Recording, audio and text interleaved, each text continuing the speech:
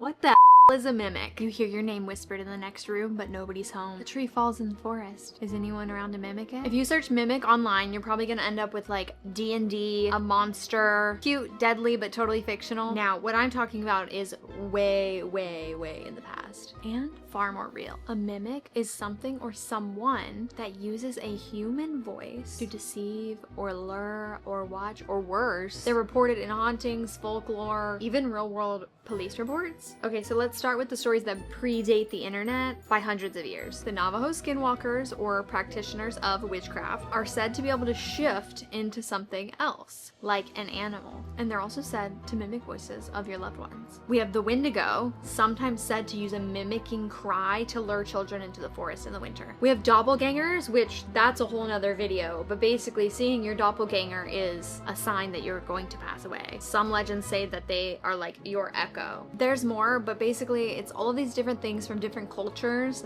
that are said to do the same thing. Science tidbit: the reason why we find mimics to be so creepy is because they're kind of like the uncanny valley, which we talked about in a previous video. And because it's so close to human, but it's not, that's the terrifying part. Anyways, there's entire Reddits filled with stories of mimics. A mother hears her daughter calling from upstairs. The daughter starts to go upstairs, but the mother walks in the door a second later. A man hears his wife singing from the kitchen, but she's at work across town. Women have even reported hearing themselves crying from the closet. That's creepy. And these aren't isolated incidents. There's like 10,000 upvotes and comments of people saying, me too, I've experienced the same thing. And then I experienced something actually that I believe was a mimic when I was on a ghost hunt one night. I'll tell you about it in part 2.